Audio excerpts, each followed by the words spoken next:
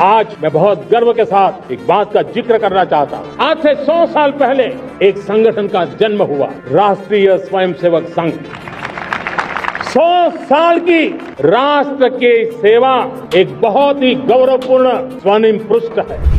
और जो ऑर्गेनाइजेशन देश में अपनी आइडियोलॉजी की बुनियाद पर निफाक पैदा कर रही है, इख्तलाफात को फरोग दे रही है, हेटरेट में इजाफा कर रही है, कई मसाजिद पे केसेस डाले जाते हैं, दरगाहों पर 500 साल पुरानी दरगाह पर वहां पर खबरों को तोड़ा जाता है। कौन है ये लोग? ये तो सब इनका ताल्लुक आरएसएस से।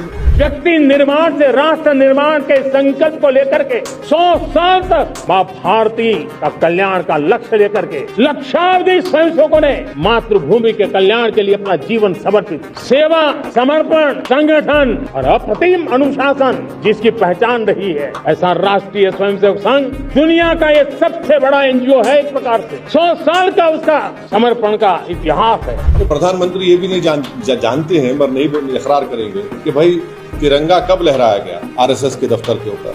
ऑर्गेनाइजर मैगजीन में जब संविधान बना तो उसके बारे में क्या कहा था ऑर्गेनाइजर मैगजीन ने गोलवालकर को कोट करके? प्रधानमंत्री जी ने लाल किले से जो अपना भाषण दिया, उस भाषण में उन्होंने आरएसएस का जिक्र किया, आरएसएस की उपलब्धियां बताई और आरएसएस के योगदान की बात की। आपने इसको ऊपर कमेंट किया, आपने ट्वीट किया है सर। देखिए, मेरी राय यह है कि हर प्रधानमंत्री देश का 15 अगस्त के दिन लाल किले से मुल्क की आवाम को, जनता को अपने भाषण के जरिए ये बताती है कि उनकी सरकार ने क्या किया या क्या करने वाले हैं। एक रिवायत रही है। मगर प्रधानमंत्री 15 अगस्त के दिन 2025 में खड़े होकर आरएसएस की तारीफ करना, उनके 100 साल के मुकम्मल होने पर उनके बारे में प्रधानमंत्री ने देश को जो बताया है, मैं समझता हूं कि ये हमारी जंग आज़ादी की जद्दोजहद की एक बहुत बड़ी तौहीन हुई। इसलिए कि आरएसएस और उनकी जितनी तंजीमें हैं वो तो जंग आज़ादी में हिस्सा नहीं लिए, बल्कि वो तो अंग्रेज़ों की ताईद में रहते थे और वो अंग्रेज़ों से ज़्यादा मुजाहिदीन आज़ादी से नफरत करते थे, चाहे गांधी हो या जितने बड़े बड़े नेता उस वक्त के हो हैं। तो मेरा मानना यह है कि आरएसएस हमेशा से 1925 से लेकर अब तक और मुस्तकबिल में भी वो इंक्लूसिव नेशनलिज्म की मुखालिफत करती रही। जो यही इंक्लूसिव नेशनलिज्म जो हमारे बुजुर्ग गुजरे हैं, जो हमारे मुजाहिदीन आज़ादी गुजरे हैं, उन्होंने इसी बुनियाद पर इस देश को आज़ाद करवाया अंग्रेज़ों की गुलामी से। और जो हिंदुत्व की आइडियोलॉजी है वो हमारे भारत के संविधान के बिल्कुल खिलाफ है, बिल्कुल खिलाफ है। तो प्रधानमंत्री अगर आरएसएस के दफ्तर पे गए तो मैं कुछ नहीं बोला, क्योंकि मैं जानता था वो तो स्वयंसेवक थे और हमेशा रहेंगे। मगर जब आप प्रधानमंत्री के तौर पर ये कह रहे हैं और इस तरह की बात कर रहे हैं, जो संघ परिवार इस मुल्क में हेटरेट को फैलाती है, डिवीजन होता है, तो ये तो प्रधानमंत्री उनकी तायीद कर रहे हैं। आप हम देख लीजिए कि नॉन कोऑपरेशन मूवमेंट है, सत्याग्रह जो होती थी 1920 और 40 में, रोलेट एक्ट के खिलाफ जो एजिटेशन होता था, सिविल डिसोबीडियंस या क्विट इंडिया मूवमेंट था, या नेवल म्यूटिनी इन मुंबई थी, इसमें क्या आरएसएस नजर आती है क्या आपको?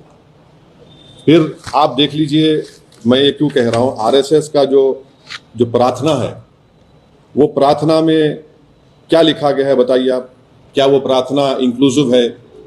फिर आरएसएस का जो शपथ है, एक ही समुदाय के, रिलीजन, उनके सोसाइटी, कल्चर की बात होती है। और फिर आप अगर हिस्ट्री में जाएंगे तो जब अंग्रेज़ों ने ये फैसला लिया कि कोई भी ऑर्गेनाइजेशन मिलिट्री ड्रिल यूनिफॉर्म पहन के नहीं करेगी, तो फौरन 29 अप्रैल 1943 को गोलवालकर ने एक सर्कुलर लिख दिया कि हम अपने इनका जो यूनिफॉर्म है निकाल रहे हैं। जबकि उस वक्त जो अंग्रेज बोलते थे उसके ऑपोजिट में देश करता था। आपने किया वो।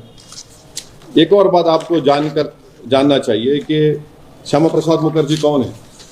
श्यामा प्रसाद मुखर्जी जनसंघ के फाउंडर हैं, महासभा के हैं और आरएसएस के एक जिम्मेदार थे अंडर अ पैक्ट।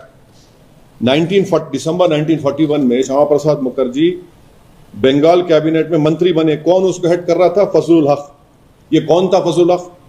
ये फजलुल हक वही आदमी था जो पाकिस्तान का रेजोल्यूशन मुस्लिम लीग के सेशन लाहौर में मार्च 1940 में मूव किया था।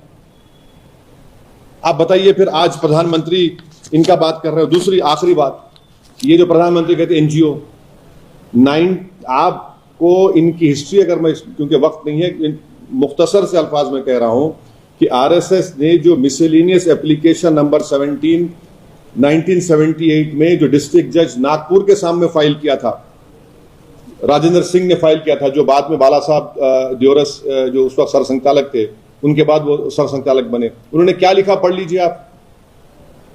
कॉन्सेप्ट ऑफ हिंदू नेशन के बारे में उन्होंने क्या कहा था। फिर उसके बाद आप पढ़ लीजिए जो एप्लीकेशन उन्होंने दिया था, उसके पैराग्राफ नंबर 13 पे क्या लिखा हुआ है। फिर उन्होंने सरसंघचालक के बारे में क्या कहा था। ये तमाम चीजें सामने हैं। उनका पार्टी का जो आर्टिकल 14 है, कल्चरल ऑर्गेनाइजेशन बोलते हैं, मगर हर काम आप पॉलिटिक्स में हिस्सा लेते हैं।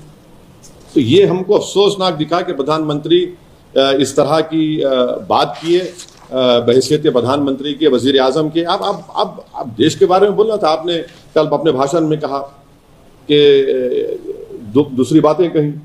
ठीक है, हम आइडियोलॉजिकली बीजेपी के खिलाफ थे, रहेंगे, प्रधानमंत्री बीजेपी से आते हैं, मगर एक वजीर आजम तो है। मगर इस तरह उन्होंने आरएसएस की उनको सराहा, उनकी तारीफ की, ये सरासर गलत है और ये हमारे देश के लिए ठीक नहीं है। हमारे को खतरा चीन से है।